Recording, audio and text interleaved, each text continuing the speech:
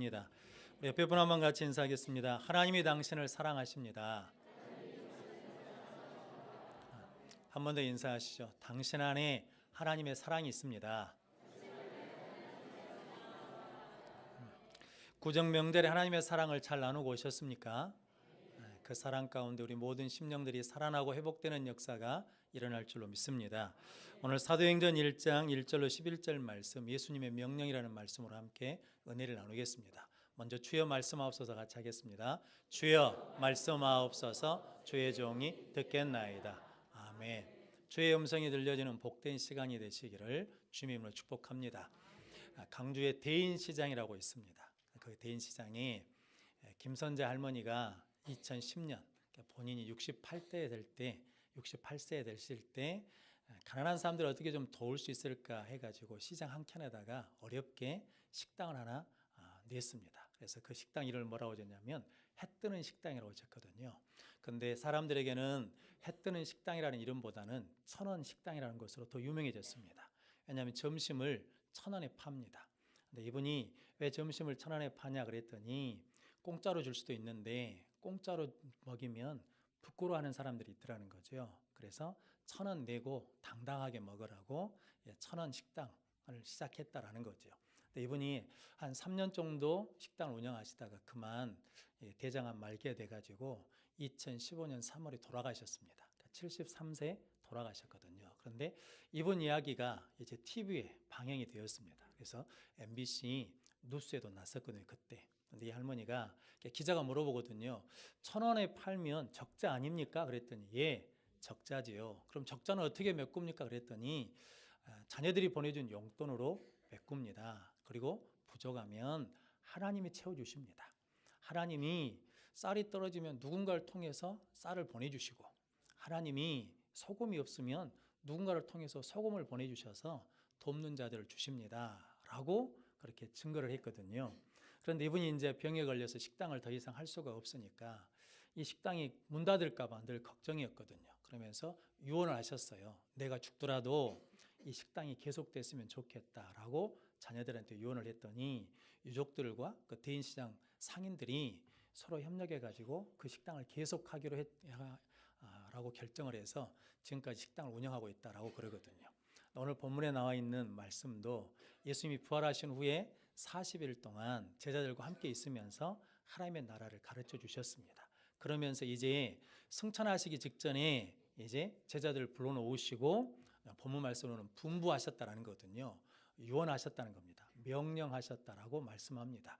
이 예수님의 명령을 따라서 제자들이 하나님의 뜻을 이루고 하나님의 나라를 확장시켜 나가는 것처럼 우리 성도들도 오늘 예수님의 명령을 나의 말씀으로 받아서 하나님의 뜻을 이루고 하나님의 나라를 이 땅에 확장시켜 나가는 복된 성령들이 되시기를 주님의 이름으로 축복합니다. 그래서 예수님의 명령 첫 번째는 하나님의 약속을 기다리라 라고 명령하십니다. 오늘 4절 말씀 같이 읽어보겠습니다. 사도와 함께 모이사 그들에게 분부하여 이르시되 예루살렘을 떠나지 말고 내게서 들은 바 아버지께서 약속하신 것을 기다리라. 아멘. 예수님께서 예루살렘을 떠나지 말고 이곳에 힘들고 어려운 자리일지라도 떠나지 말고 아버지께서 약속하신 것을 기다리라 라고 말씀합니다. 성도 여러분, 기다림은 참 어렵거든요. 기다리기가 쉽지 않습니다. 심지어는 지금 시대는 속도 시대거든요. 남들보다 더 빨라야 성공할 수 있다 생각하고 남들보다 빨라야 더 좋은 자리를 차지할 수 있다라고 그러거든요. 엘빈 톨포라라는 미래학자가 이렇게 말했습니다. 옛날에는 힘센 자가 약한 자를 이겼습니다. 그런데 지금 시대는 속도 빠른 자가 속도 느린 자를 이깁니다 라고 그랬거든요. 그래서 속도가 능력인 시대거든요. 그런데 이런 시대에 기다림이 미덕이 되지는 않거든요. 그런데 하나님께서는 끊임없이 우리에게 뭐라고 말씀하냐면 기다리라 라고 말씀합니다.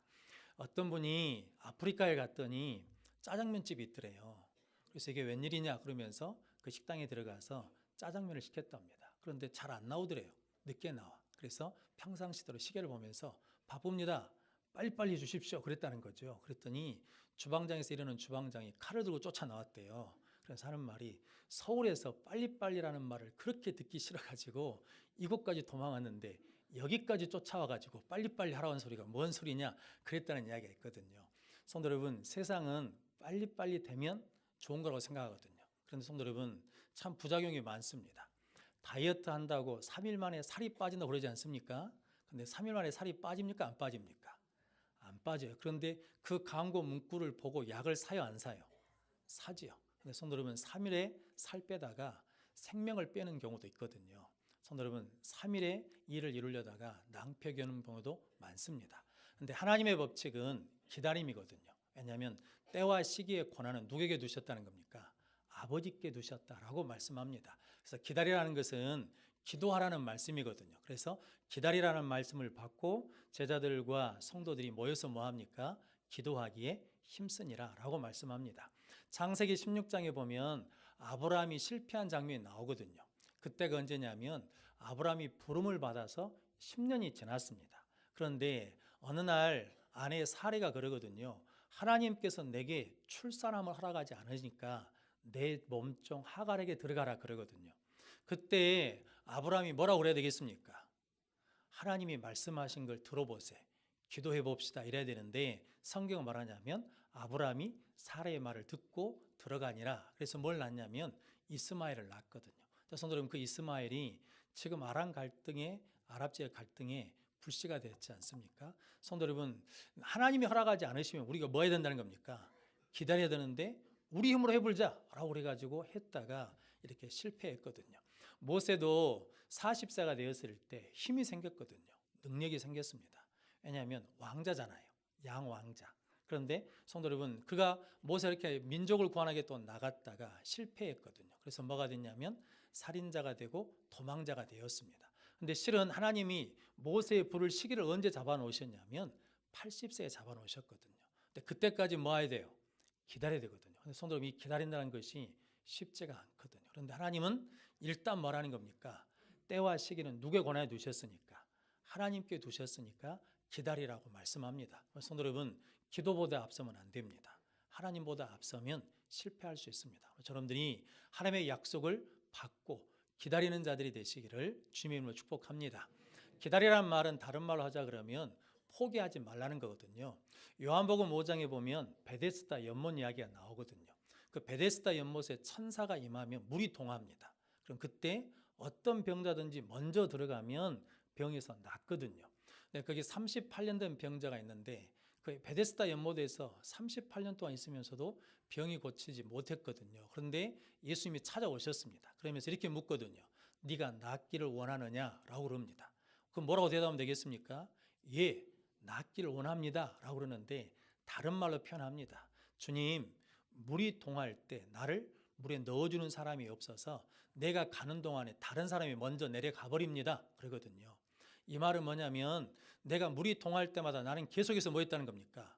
그게 가려고 또 시도하고 또 시도하고 또 시도하고 포기하지 않았다는 거죠.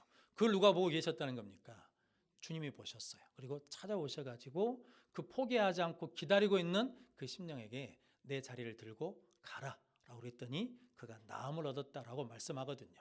성도 여러분, 우리에게는 하나님의 약속이 있습니다. 그러므로 여러분들이 포기하지 않고 기다리는 자들이 되시기를 주님의 이름으로 축복합니다. 해리포터 작가인 조앤 롤링이라는 사람이 있습니다. 이분이 이혼녀이고 극빈자거든요. 그러니까 가난해요. 그런데 해리포터라는 원고를 써가지고 출판사에 가면서 돌아다니면서 이걸 내주십시오 그러는데 안 내줘요. 몇 번이나 거절당했냐면 12번이나 거절을 당했답니다. 그리고 난 다음에 그것을 거절당할 때마다 그런 마음이 들더래요. 원고를 불태워버리고 싶은 마음이 들었다는 거예요. 그런데도 또 가서 두드리고 또 가서 두드렸더니 결국은 해리포터라는 책이 나와가지고 영화와 소설로 많은 이익을 얻는 작품이 됐다라고 그러거든요.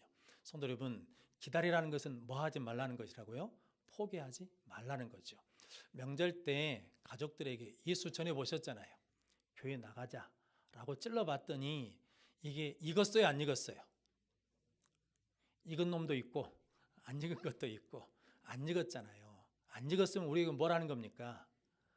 포기하지 말라는 거죠. 포기하지 말고 뭐라는 겁니까? 기다리며 기도하면서 기다리면 뭐가 와요?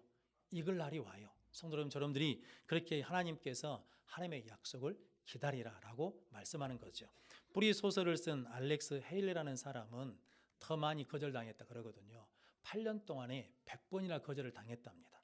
그런데도 포기하지 않고 끊임없이 기다리고 기다렸더니 그 책이 나오는 은혜를 누렸다라는 거거든요. 성도 여러분, 아이를 뵈면 몇 달 동안 기다려야 됩니까? 기본적으로 10달은 기다려야 되잖아요. 그래야 한 생명이 나오는 것처럼 하나님의 방법은, 하나님의 원리는 기다림입니다. 성도 여러분, 저님들이 하나님을 신뢰하고 기다리는 자들이 되시기를 주님의 이름으로 축복합니다. 기다리라는 것은 또 다른 말로 하자 그러면 순종하라는 거거든요. 말라기와 마태복음은 이게 종이로 치자면 한 장 차이거든요. 그런데 시간으로는 400년입니다. 그래서 구약과 신약 그 중간 시대 400년 동안 하나님의 말씀이 애언이 없어요. 그래서 세례 요한을 통해서 처음으로 다시 400년의 어둠을 깨치고 하나님이 말씀하시거든요. 그리고 누가 오시냐면 예수님이 오셨습니다. 그래서 그 400년 동안을 암흑시대라고 하시는 분도 있는데 400년 동안 하나님이 아무것도 안 하셨냐? 아니요. 일하고 계셨습니다. 어떤 일을 하셨냐면 400년 동안 세계 정치 경제를 이렇게 하나님의 복음이 증거되기 좋은 환경으로 만들어 주셨어요. 그래서 페르시아 제국이 멸망하고 알렉산더 대왕을 통해서 헬라 제국이 세워졌거든요. 그래서 헬라 문화가 온 세상을 이제 다스리게 되었습니다. 그 헬라 제국을 무너뜨리고 로마 제국이 세워졌거든요. 그런데 로마 제국이 여전히 헬라 문화 영향권에 있어가지고 그때 무슨 언어가 공통어가 되었냐면 헬라어가 공용어처럼 쓰였거든요. 그래서 사도들과 사도 바울이 어떤 언어로 전도했냐면 헬라어로 전도했어요. 그리고 로마 시대 때 그 넓은 나라들을 다스리기 위해서 도로를 닦았거든요. 그래서 모든 길은 어디로 통한다는 겁니까? 로마로 통한다는 겁니다. 그러니까 그 도로를 통해서 뭐가 전해졌냐면 예수 복음이 증거됐거든요. 그래서 하나님이 뭐하고 계셨다는 겁니까? 그 기간 동안에 준비하고 계셨다는 거죠. 그래서 그 준비가 끝날 때까지 우리는 뭐하고 있으면 된다는 겁니까? 기다리고 있으면 되거든요. 성도 여러분들이 하나님의 약속을 믿고 기다리면 하나님께서 모든 여건과 환경을 조성하신 다음에 우리에게 은혜의 때를 허락해 주실 줄로 믿습니다. 그때 순종하고 나가는 자들이 되시기를 주님의 이름으로 축복합니다. 창세기 40장에 보면 요셉의 이야기가 나오거든요. 요셉이 보디발의 종의 집에 있다가 보디발 아내 때문에 감옥에 가게 되잖아요. 근데 감옥에서 술 맡은 관원장 꿈을 해몽해 줍니다. 그랬더니 술 맡은 관원장이 다시 복직이 되거든요. 그때 요셉이 부탁하거든요. 술 맡은 관원장한테 누구를 기억해 달라고. 나를 기억해 주십시오. 내가 여기 감옥에 있을 사람이 아닙니다. 저 억울하게 들어온 사람입니다. 저를 기억해 주십시오 그러거든요. 그런데 성경은 요셉의 술 맡은 관원장이 기억했다는 겁니까? 잊어버렸다는 겁니까? 잊어버렸어요. 그리고 난 다음에 창세기 41장 1절에 보니까 만 2년이 지났어요. 그리고 난 다음에 하나님이 바로 왕이 꿈을 꾸게 하시네요. 그래서 7년 풍년의 꿈을 꾸고 7년 흉년의 꿈을 꾸는데 이걸 해몽할 사람이 아무도 없어요. 그때 누구를 기억하는 겁니까? 요셉을 기억하고 부르거든요. 그랬더니 그 요셉이 나중에 뭐가 됩니까? 애굽 총리가 되는 은혜를 주시거든요. 그래서 2년 전에 불러갔다 그러면 이게 어떻게 됐을지 모르거든요. 그런데 그때 사람이 잊어버렸다고 서운할지는 모르지만 2년 동안에 하나님이 뭐 하셨다는 겁니까? 요셉이 자리를 잡을 수 있도록 여건과 환경을 조성해 주셨죠. 그 기간 동안에 뭐 하고 있었으면 돼요? 기다리고 있으면 하나님이 응답해 주신다는 거거든요. 성도 여러분들이 하나님의 은혜 가운데 이렇게 기다림의 영성을 가지고 하나님의 때를 기다리면 하나님께서 반드시 응답해 주실 줄로 믿습니다. 그래서 약속을 받은 자는 그 약속의 말씀을 기다리라라고 말씀합니다. 로마서 5장 3절에서 4절 말씀에 우리가 환난 중에도 즐거워하나니 이는 환난은 인내를, 인내는 연단을, 연단은 소망을 이루는 줄 알미로다라고 고백합니다. 성도 환난이 있을 때 우리에게 뭐라는 겁니까? 인내해라, 기다려라. 그러면 연단하시고 연단 중에 소망을 주신다는 거죠. 성도 여러분, 그래서 기다림은 성도 여러분 그냥 꾸역꾸역 참는 게 아닙니다. 기다리면서 우리는 뭐 할 수 있냐면 기뻐할 수 있습니다. 찬양할 수 있습니다. 왜냐하면 뭐가 있으니까? 소망이 있으니까. 하나님이 응답하시는 소망을 갖고 나가기 때문에 기다림이 우리에게는 기쁨이 될 줄로 믿습니다. 성도 그래서 그것을 주시기 위해서 하나님께서 기다리라고 말씀합니다. 기도하는 중에 기다리면 응답됩니다. 포기하지 않고 기다리면 하나님이 역사하실 줄로 믿습니다. 순종하고 기다리면 하나님께서 우리에게 더 큰 은혜와 복을 주실 줄로 믿습니다. 여러분들이 그렇게 기다리는 능력의 성도들 되시기를 주님의 이름으로 축복합니다. 두 번째 예수님의 명령은 성령 충만함을 받아 내 증인이 되라 라고 말씀합니다. 오늘 8절 말씀 같이 읽어보겠습니다. 오직 성령이 너희에게 임하시면 너희가 권능을 받고 예루살렘과 온 유대와 사마리아와 땅끝까지 이르러 내 증인이 되리라 하시니라. 아멘. 예수님께서 오직 성령이 너희에게 임하시면, 이제 기다렸지 않았습니까? 하나님의 약속, 보혜사를 보내주신다는 말씀이 임하면, 너에게 성령이 임하시면 너희가 뭘 받는다는 겁니까? 권능을 받고 예루살렘과 온 유대와 사마리아와 땅끝까지 이르러 내 증인이 되리라 라고 말씀합니다. 예수님도 성령 충만한 분이시거든요. 우리가 고백한 것처럼 예수님은 무엇으로 잉태되셨습니까? 성령으로 잉태되셨습니다. 그리고 예수님이 세례 요한에게 세례를 받을 때 하늘이 열리고 성령이 비둘기처럼 임하셨습니다. 예수님이 광야에 40일 금식 기도하러 가셨거든요. 그런데 성경은 그냥 갔다라고 말씀하지 않으시고 뭐에 이끌려 갔다고 그러시냐면 성령에 이끌려 가셨다라고 말씀합니다. 그러니까 예수님은 시작도 무엇으로 시작하시고 성령으로 시작하시고, 그리고 그의 공생의 사역도 무엇으로 하시고 성령으로 하시고, 그리고 부활하신 다음에 제자들에게도 뭐라고 말씀하시면 숨을 내쉬면서 성령을 받으라 라고 말씀하십니다. 왜냐하면 예수님이 성령을 통해서 하나님의 뜻을 이루신 것처럼 우리도 성령을 받으면 하나님의 뜻을 이룰 수 있기 때문입니다. 그럼 여러분들이 성령 충만함을 사모하는 자들이 되시기를 주님으로 축복합니다. 그래서 우리는 늘 무엇을 구해야 되냐면, 하나님 나에게 뭘 달라고? 성령을 주십시오 라고 구하는 자들이 되시기를 주님으로 축복합니다. 그래서 삶을 시작할 때도, 일을 시작할 때도 하나님 오늘 나에게 성령을 주십시오. 예배를 시작할 때도 하나님 나에게 성령을 주십시오 라는 성령 충만한 자들이 되시기를 주님으로 축복합니다. 왜냐하면 예수님께서 요한복음 15장 26절 말씀에 내가 아버지께로서 너희에게 보낼 보혜사 곧 아버지께로서 나오시는 진리의 성령이 오실 때에 그가 나를 증거하실 것이요 라고 말씀합니다. 그러니까 진리의 성령이 오시면 누구를 증거하신다는 겁니까? 예수를 증거하게 되고, 그 성령을 통해서 우리가 예수가 주되심을 고백할 수 있기 때문에 성령을 받아 내 증인이 되라 라고 말씀하십니다. 성도 여러분, 성령이 임하시면 우리의 생각이 넓어지고 시각이 넓어집니다. 왜냐하면 예루살렘에서 어디로? 유대로, 유대에서 어디로? 사마리아로, 사마리아에서 어디로? 땅끝까지 이렇게 우리의 시각과 생각과 마음이 넓어진다는 거죠. 그래서 성령 충만함을 받으라 라고 말씀하시고, 증인이란 말이 이게 나중에 어떤 말이냐면 순교자라고 그러거든요. 그러니까 증인은 무엇을 걸고 증인 노릇한다는 겁니까? 목숨 걸고 생명 걸고 할 수 있도록 성령께서 그런 권능과 은혜를 주신다는 거거든요. 그래서 예수님은 우리가 뭘 받아야 되냐면 성령을 받아야 된다. 성령 충만함을 받으라 라고 말씀하시는 겁니다. 성도 여러분, 저 여러분들은 예수가 주되심을 믿으시지요? 할렐루야. 그렇다고 우리는 성령을 받았어요, 안 받았어요? 성령을 받은 줄로 믿습니다. 그럼 이제 성령을 받았다 그러면 이제 우리는 뭐가 돼야 된다는 거예요? 증인이 돼야 된다는 거죠. 성도 여러분, 누구의 증인이 돼야 된다는 겁니까? 예수의 증인이 돼야 된다는 거죠. 성도 여러분들이 예수 증인으로 살아가시기를 주님의 이름으로 축복합니다. 예수 증인으로 산다는 것은 이제 예수님이 누군 줄 알아야 되잖아요. 예수님 마음이 어떤 마음인지를 알아야 되잖아요. 그런데 성도 여러분, 성경에서 예수님 마음의 가장 대표적인 마음이 어떤 마음입니까? 불쌍히 여기는 마음이거든요. 고은 목사님이 청년 때 폐결핵을 앓았거든요. 그때 당시는 폐결핵이 전염되니까 사람들이 찾아오질 않거든요. 식구들도 저쪽에다 내놨대요. 그런데 이게 홀로 계시는 권사님 한 분이 늘 찾아오셨다는 거죠. 어느 날부터인가. 그래가지고 고 선생, 그렇게 고생하지 말고 예수 믿으면 폐병을 고쳐 교회 나와 그러더라는 거죠. 근데 그 말이 그렇게 듣기 싫더랍니다. 왜냐하면 뭐 때문에 듣기 싫냐면 왜 폐병이라고 그러냐는 거죠.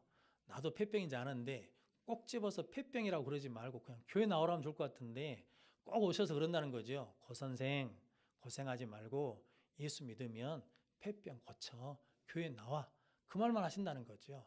그런데 나중에 결국은 교회에 나오셨어요. 그리고 10년 만에 폐결핵이 고침을 받았답니다. 근데 이제 그때 고은 목사님 고백이 그거예요. 폐결핵, 그러니까 폐병보다 더 무서운 것이 있더라는 거예요. 그게 뭐냐면 자존심이 돼요. 하나님이 폐결핵은 순간에 고쳐주실 수 있는데 내 자존심이 깨지지 않으니까 10년 동안 기다리신 거라는 거죠. 그래서 자존심이 꺾이니까 그때 폐결핵도 고침받고 그때 신학교 가셔서 사역하게 되셨다라는 거거든요. 성도 여러분, 그 권사님이 그 폐결핵 청년을 어떻게 여기니까? 불쌍히 여기니까 가서 예수 믿으라고 전해준 거죠. 성도, 우리에게도 뭐가 있으면, 불쌍히 여기는 마음이 있으면 우리도 예수 증인으로 살아갈 줄로 믿습니다. 근데 그 마음을 누가 주신다는 겁니까? 성령이 주신다는 거죠. 그래서 성령이 너에게 임하시면 너희가 권능을 받고 내 증인이 되리라 라고 말씀하시는 겁니다. 이게 미국의 뉴욕 할렘가에 싱싱교도소라는 교도소가 있었답니다. 그러니까 이게 할렘 가니까 좀 악한 사람들이 많은 이제 사람들이 이제 교도소에 들어와 있는 거죠.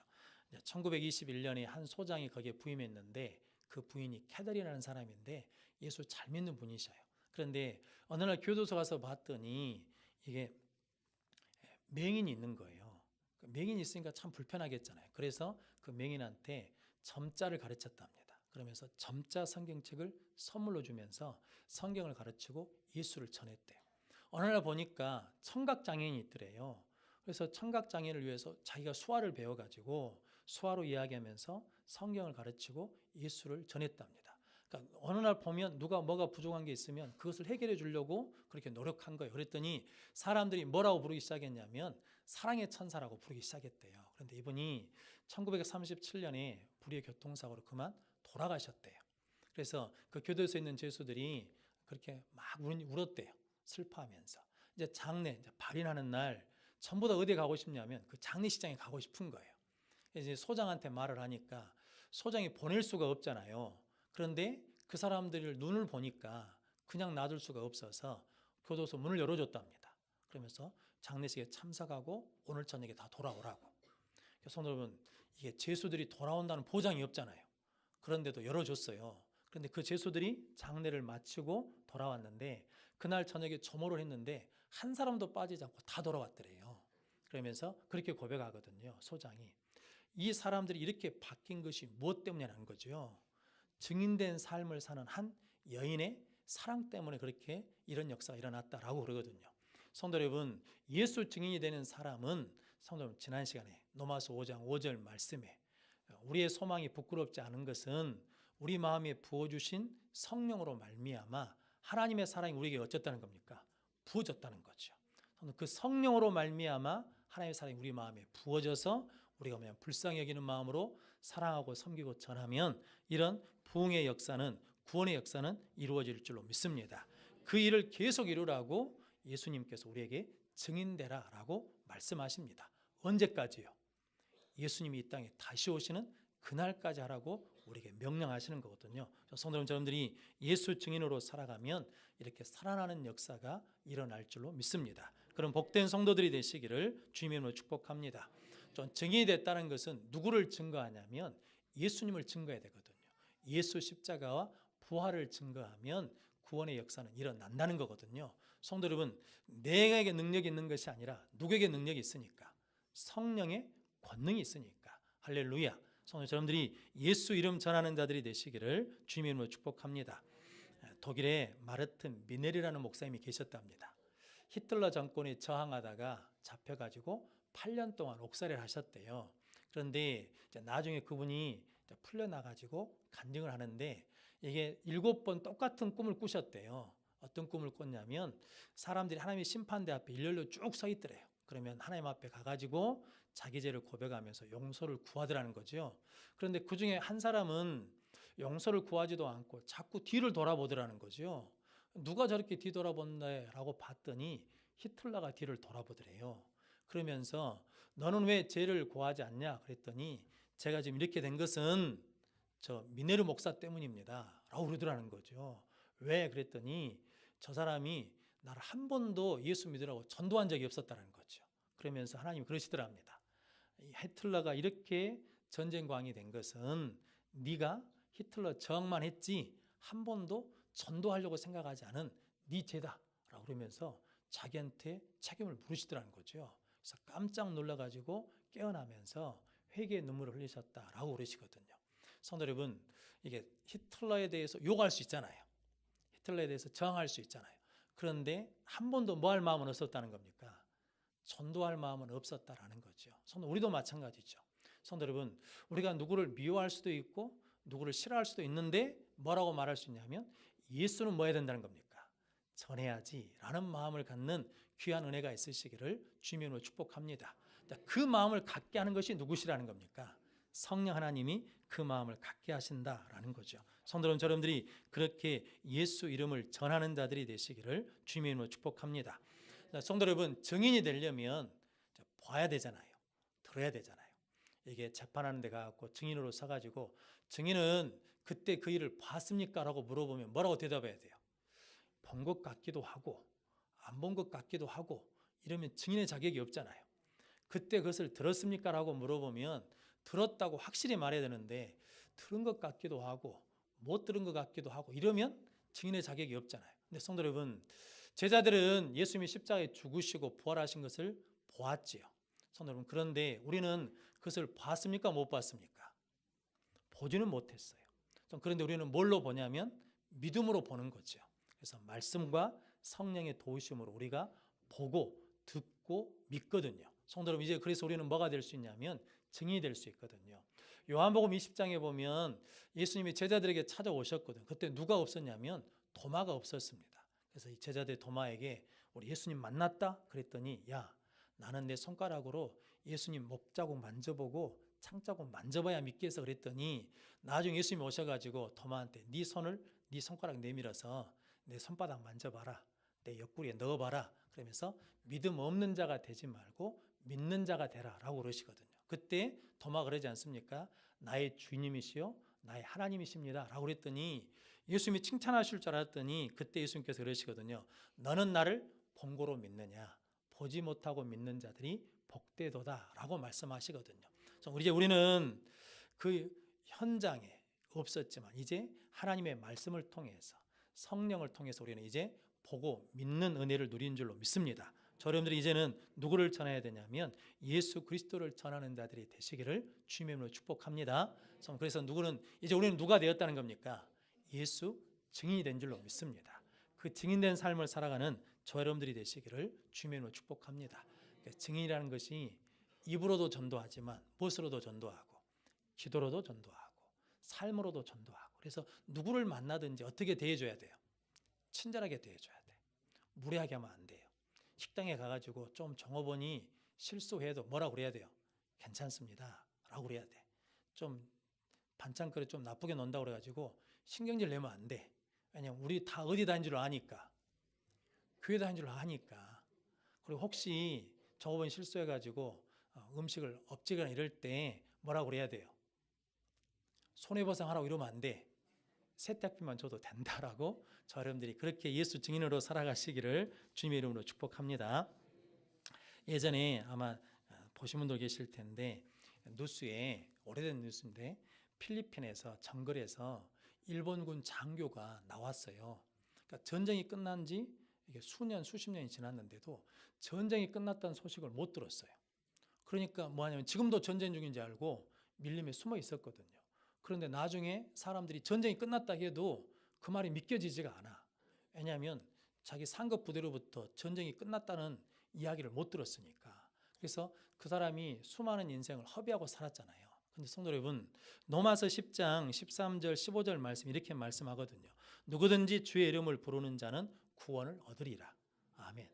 누구든지 주의 이름을 부르는 자는 구원을 얻을 줄로 믿습니다. 그런데 그 다음 말씀에 그런즉 저희가 믿지 아니하는 자를 어찌 부르리요? 듣지 못한 일을 어찌 믿으리요? 전파하는 자가 없이 어찌 들으리요? 보내심을 받지 아니하였으면 어찌 전파하리요? 즉 뭐냐면 주의 이름을 부르는 자마다 구원을 얻는데 믿지 못하는 자를 어떻게 부르겠으며 듣지 못한 자를 어떻게 믿겠으며 전하는 자가 없이 어떻게 들을 수 있겠냐라는 거거든요. 그래서 복음의 역사는 반드시 무엇으로부터 시작된다는 겁니까? 전하는 것부터. 전하는 것으로 시작한다라는 거거든요. 그래서 고린도전서 1장 21절 말씀에 하나님의 지혜에 있어서는 이 세상이 자기 지혜로 하나님을 알지 못하는 고로 하나님께서 전도에 미련한 것으로 믿는 자들을 구원하시기를 기뻐하셨도다라고 말씀합니다. 성도 여러분, 세상이 자기 지혜로 구원받을 수 없어요. 그래서 우리는 뭘 받아야 되냐면 복음을 전해 받아야 구원받을 수 있다는 거죠. 그 일을 위해서 우리에게 뭘 시켰냐면 증인된 삶, 전도하는 삶을 시켰다는 거죠. 성도 여러분들이 그렇게 예수 증인으로 살아가시기를 주님의 이름으로 축복합니다. 디모데전서 2장 4절 말씀에 하나님은 모든 사람이 구원받기를 원하신다라고 그러시거든요. 그래서 우리에게 누구를 보내주셨냐면 예수 그리스도를 보내주시고 우리로 먼저 믿게 하시고 성령 충만함을 주시어서 이제 예수 증인으로 살라고 하십니다. 성도 여러분들이 그 증인된 삶을 살아가시기를 주님의 이름으로 축복합니다. 그래서 다니엘서 12장 3절 말씀에 지혜 있는 자는 궁창의 빛과 같이 빛날 것이요 많은 사람을 옳은 대로 돌아오게 한 자는 별과 같이 영원토록 빛나리라 라고 말씀합니다. 이 세상에 있는 거 다 지나갑니다. 다 사라집니다. 그러나 예수 그리스도의 증인으로 살아간 삶의 흔적은 영원히 남을 줄로 믿습니다. 성도는 그 삶을 통해서 하나님의 구원의 역사는 지금도 계속될 것이고 예수님께서 이 땅에 다시 재림하신 날까지 계속될 겁니다. 그러기 위해서 필요한 게 있는데 누가 필요하냐면 예수 증인이 필요합니다. 저 여러분들이 그 예수 증인으로 살아가면 하나님의 뜻을 이룰 줄로 믿습니다. 성도 여러분들이 그런 복된 삶을 살아가시기를 주님의 이름으로 축원합니다. 아멘. 기도하겠습니다. 거룩하신 아버지 하나님 감사합니다. 복된 줄 허락해 주시고 우리에게 하나님의 약속을 받게 하시니 감사합니다. 그 약속을 기다리며 나아갈